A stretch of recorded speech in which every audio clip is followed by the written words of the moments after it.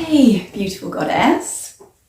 So today I really wanted to talk to you about a call I had this morning with some new parents of mine, some new clients. It was really interesting because they haven't actually conceived yet. So they obviously want to be as prepared as possible before they conceive their first baby. And so it was, just like a first time call.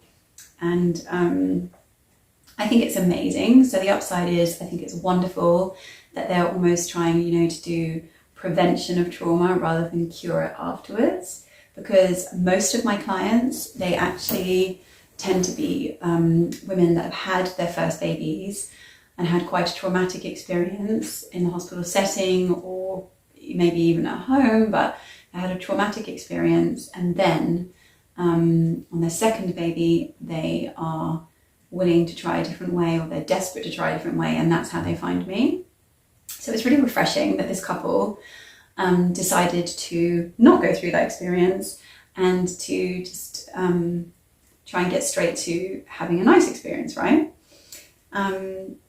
However, what was quite interesting about it was that there was so palpably so much trauma on her side from just hearsay, societal trauma from hearing about how awful natural birth is, how dangerous it is, how barbaric it is, how painful it is, how unsafe it is, really.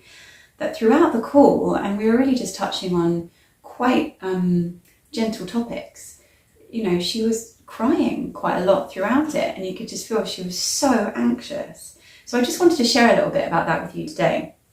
So, bless her, she was really projecting all of her fears, all of this narrative that she's been hearing about birth onto me and kind of vomiting them out. And it started with things like, she thought she was too old, and I kept looking at her thinking, well, she looks really young and healthy. So in the end I was like, can I just stop you for a minute? How old are you? And she was like, oh, I will be 38, by the time hopefully I'll conceive and have the baby. And I was like, well, why are you so focused on that being old? And she said, oh, because in Russia, where I'm from, that's perceived as being really old. Most of us have our babies at 21. And I said, well, just hang on a minute. I just had a baby a year ago and I was 43.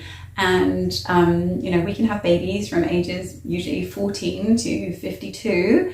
That's when we are able, and Mother Nature knows what it's doing, it wouldn't let you conceive a child if you couldn't carry it and deliver it. And then after those ages or before those ages, we don't conceive. So, maybe we should follow her intelligent design, and that, 38 is a perfectly fine age to have a baby. But she had it in her head so much that she was geriatric, and therefore there would be complications with the pregnancy, with the baby. Therefore she wouldn't be able to be at home. It would have to be hospital birth. More than likely be some emergency situation where she'll need, an OBGYN or a midwife. And I was like, whoa, let's just slow down here for a moment, So I kind of had to intervene and say, look, you're clearly shit scared. And that's fine, because I was, before I had my first, absolutely terrified when I was pregnant with him.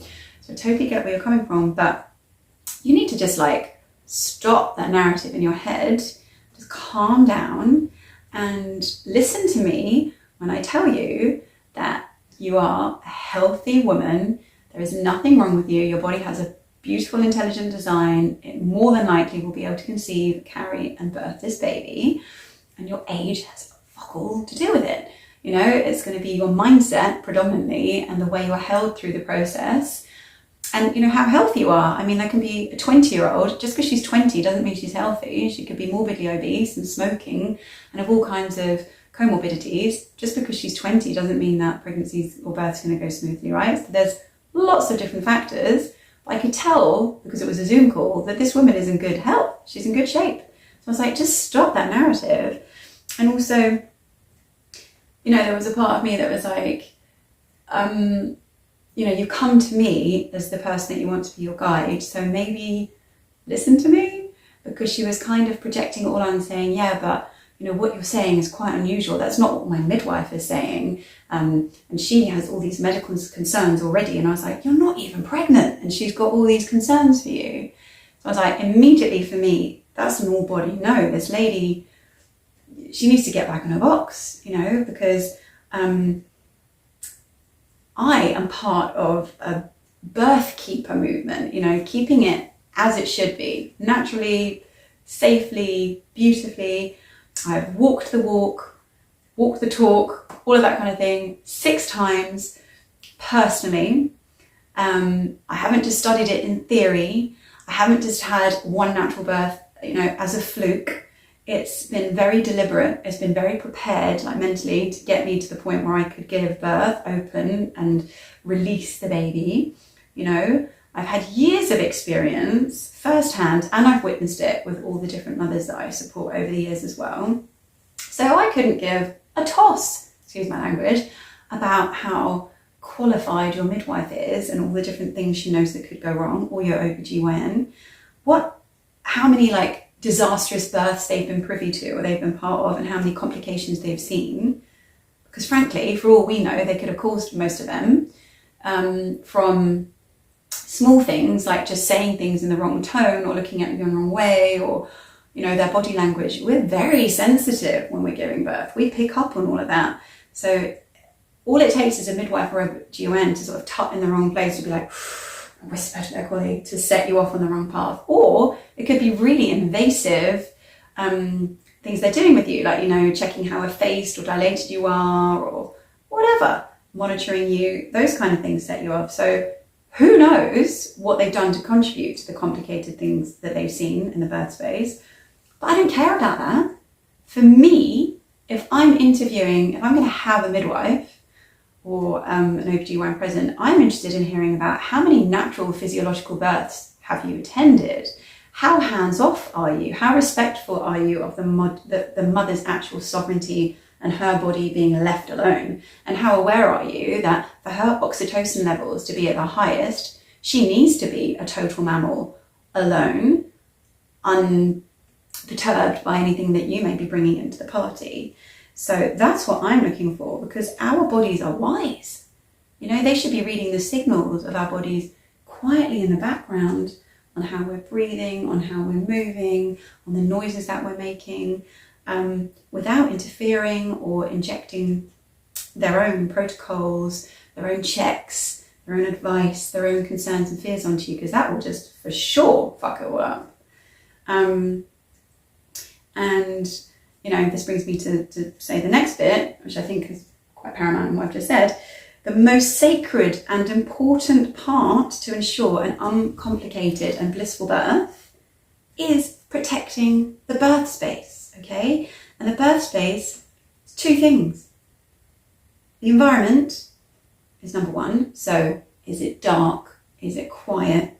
Is it warm? Is it loving? Does it have nice scents that you like? Does it have the music you like? Does it have the soft furnishings, the decor, you know, that kind of thing? And the second part of your birth space is the people. Who have you invited in? I mean, preferably not many, you know, limit it, because the more people there, the more energies you pick up on. But we're so sensitive during birth. You don't need anyone there with like a needy energy. Oh, could I just have a glass of water?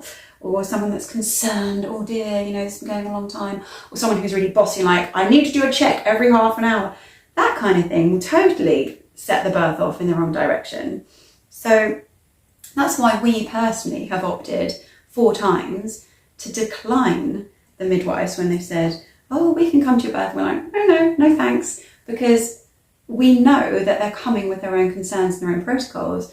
With many of them, I've had anemia and low platelet levels, and they're like, oh yes, that's a high risk factor for hemorrhaging. So I'm like, you're not coming.